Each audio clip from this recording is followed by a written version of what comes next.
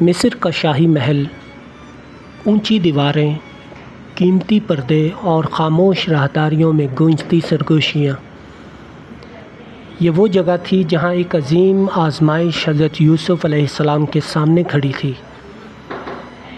ایک طرف دنیا کی آسائشیں، اقتدار کے دروازے اور ایک طاقتور عورت کی خواہش، اور دوسری طرف تھا اللہ کا خوف۔ یہ وہ لمحہ تھا جب انسان کا ایمان آزمایا جاتا ہے۔ حضرت یوسف علیہ السلام صرف ایک خوبصورت نوجوان نہیں تھے، وہ اللہ کے برگزیدہ نبی تھے۔ ان کا دل اللہ کی یاد سے بھرا ہوا تھا۔ جب عزیز مصر کی بیوی نے انہیں گناہ کی طرف بلایا تو یوسف علیہ السلام نے فوراً اپنے رب کو یاد کیا۔ انہوں نے کہا، معاذ اللہ، میں اللہ کی پناہ مانگتا ہوں۔ یہ الفاظ صرف ایک جملہ نہیں تھے، یہ ایک پاک دل کی پکار تھی۔ مگر آزمائشیں یہیں ختم نہیں ہوئیں۔ وقت گزرتا گیا اور عزیز مصر کی بیوی کی خواہش کم ہونے کے بجائے اور بڑھتی گئی، یہاں تک کہ اس نے شہر کی عورتوں کو جمع کیا تاکہ وہ یوسف کو دیکھ کر سمجھ سکیں کہ وہ کیوں بے اختیار ہو گئی تھی۔ جب عورتوں نے یوسف علیہ السلام کو دیکھا تو وہ حیرت میں ڈوب گئیں۔ انہوں نے اپنے ہاتھ کاٹ لیے اور کہا، یہ انسان نہیں، کوئی فرشتہ لگتا ہے۔ اس لمحے عزیز مصر کی بیوی نے کھل کر اعلان کیا، یہی ہے وہ شخص جس کے بارے میں تم مجھے ملامت کرتی تھی۔ پھر اس نے یوسف علیہ السلام کی طرف دیکھ کر کہا، اگر یہ میری بات نہ مانے تو اسے قید میں ڈال دیا جائے گا۔ یہ ایک سخت دھمکی تھی۔ اب حضرت یوسف علیہ السلام کے سامنے دو راستے تھے، گناہ یا قید۔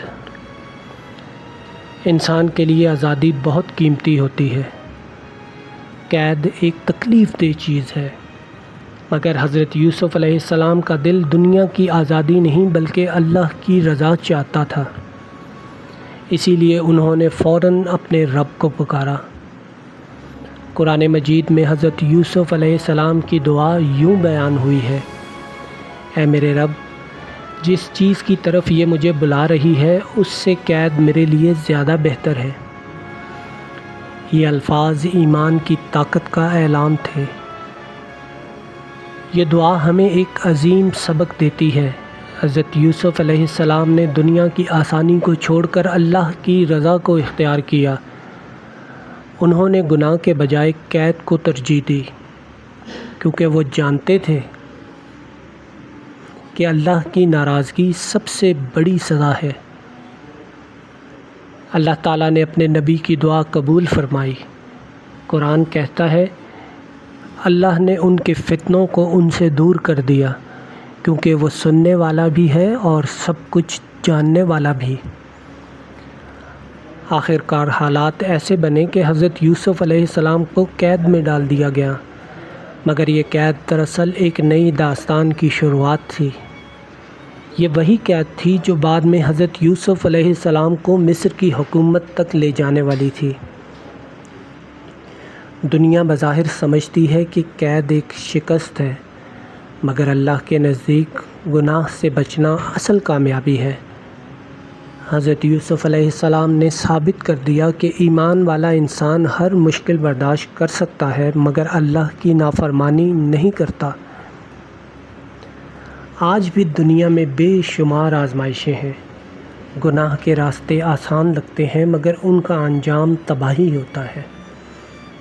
حضرت یوسف علیہ السلام کی زندگی ہمیں سکھاتی ہے کہ اگر انسان اللہ سے ڈر جائے تو اللہ اسے ہر آزمائش سے بچا لیتا ہے۔ حضرت یوسف علیہ السلام نے صبر کیا، اللہ پر بھروسہ کیا اور آخر کار اللہ نے انہیں عزت عطا کی۔ وہی یوسف جو قید میں تھے بعد میں مصر کے خزانوں کے نگران بنے۔ یہی ہے اللہ کا وعدہ، جو صبر کرتا ہے اللہ اسے بلند مقام عطا کرتا ہے۔ حضرت یوسف علیہ السلام کا یہ واقعہ ہمیں ایک بہت بڑا سبق دیتا ہے کہ اگر انسان گناہ سے بچنے کے لیے قربانی دے تو اللہ اسے کبھی ضائع نہیں ہونے دیتا۔ کبھی کبھی قید، ظاہری مشکل اور وقتی تکلیف اصل میں اللہ کی طرف سے آنے والی عظیم کامیابی کا راستہ ہوتی ہے۔